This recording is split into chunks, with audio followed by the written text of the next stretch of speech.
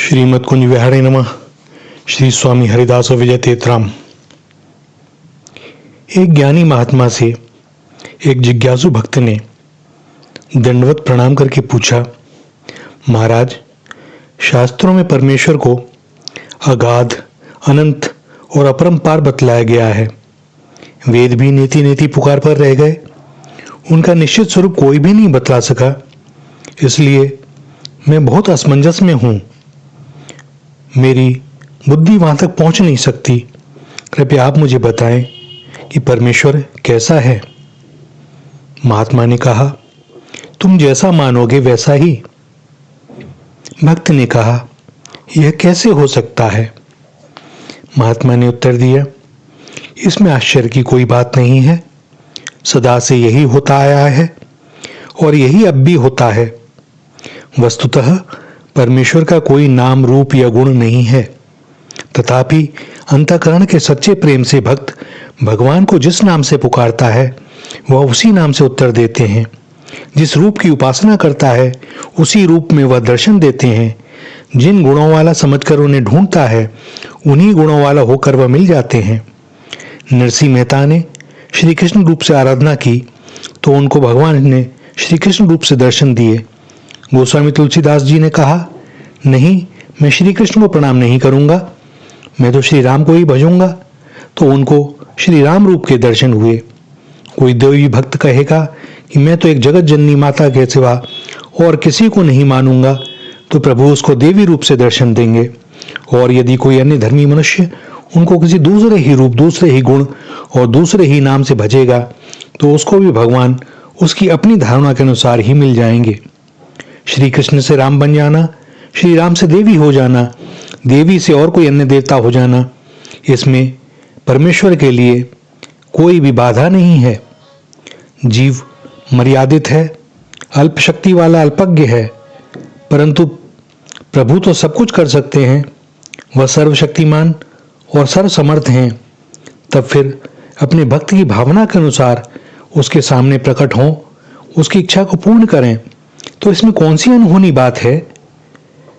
तुम्हारी शास्त्रों की या तुम्हारी गुरु की परमेश्वर के संबंध में जैसी धारणा है वैसी इस दुनिया के सभी धर्मों की नहीं है। इससे क्या परमेश्वर उन्हें छोड़ देते हैं? कदापि नहीं। यदि प्रभु में उनका सच्चा प्रेम होगा तो वे चाहे किसी भी नाम या रूप से भगवान की उपासना करते हों, उनकी भावना के अनुसार प्रभु से उनका निश्चय ही मिलन होगा। अतएव शास्त्रों में जिसको अनंत, अगाध और अपार बताया गया है उसका पार ढूंढने जाने की कोई आवश्यकता नहीं है। तुम भी अपनी समझ, अपने कुल की रीति और अपने गुरु के उपदेशानुसार हृदय के सच्चे प्रेम से भगवान को भजो, तुम्हारी भी सेवा प्रभु स्वीकार कर लेंगे। भक्त ने पुनः पूछा, महाराज, आपने मुझे अपनी धारणा के अनुसार भजने को कहा, सो तो ठीक है, परंतु मैं यह जानना चाहता हूं कि आपने इतने समय तक साधन करके क्या निर्णय किया। प्रभु के विषय में आपकी क्या धारणा है। यदि आप मुझे इस बात का सुनने का अधिकारी समझते हो तो कृपया मुझे बतलाइए। महात्मा ने कहा, वह कैसे हैं कैसे नहीं, इस बात की जांच करने की चिंता में कुछ कहना मुझे आवश्यक नहीं दिख पड़ा। मैंने तो आंख बंद करके अपनी जीवन डोर उनके हाथों में पकड़ा दी और मुझे विश्वास है कि वह जैसे भी होंगे अपने आप ही मुझसे आ मिलेंगे। ज्यों ज्यों उनका भजन अधिक होगा त्यों तो मुझे अधिकाधिक आनंद, नित नया आनंद, वाह्य जगत की किसी भी क्रियाकलाप से बाधित नहीं होता और एक अपूर्व शांति और अखंड सुख की प्राप्ति होती जाती है। इसलिए मुझे लगता है कि वह आनंद रूप से मुझे मिल गए हैं। ऋषियों ने उन्हें सच्चिदानंद आनंद घन कहा है। इससे प्रतीत होता है कि उनको भी वह उसी रूप में मिले होंगे। भक्त ने फिर पूछा, आप जिस आनंद सुधा का स्वाद ले रहे हैं उसमें से थोड़ी कृपा प्रसादी मुझ जैसे अपात्र को मिल जाए, मैं आपका ऐसा अनुग्रह चाहता हूं। महात्मा बोले, भोजन मैं करूं और पेट तुम्हारा भर जाए, कभी ऐसा हुआ है? मिश्री मैं खाऊं और उसका स्वाद तुमको आवे, यह कैसे हो सकता है? परमेश्वर के संबंध में हम लोग जो बातें कर रहे हैं, यह कोई ऐसी वस्तु नहीं है कि जो उठाकर तुम्हें दे दूं। परिश्रम कोई दूसरा करे और फल तुमको मिल जाए, ऐसा कदाचित संसार में हो सकता है, परंतु भजन कोई दूसरा करे और उसका आनंद तुम्हें मिले प्रभु के मार्ग में, ऐसा नहीं संभव। भक्त, आपने मुझे कोई गुप्त भेद नहीं बतलाया और फिर आप हर एक प्रश्न में सारा भार मुझ पर ही डाल रहे हैं, परंतु मुझे कहीं भी परमेश्वर नहीं दिखता। फिर बताइए, मैं उन्हें कहाँ ढूंढूं, कहाँ पाऊं और वह कब मुझे मिलेंगे? महात्मा ने प्रत्युत्तर दिया, तुम्हारे हृदय में सच्चा प्रेम जब जागृत होगा तब वह मिल जाएंगे। फिर तुम उन्हें क्या खोजोगे? वही तुम्हें खोजते हुए आएंगे। भक्ति मार्ग का सबसे महान सिद्धांत है प्रेम।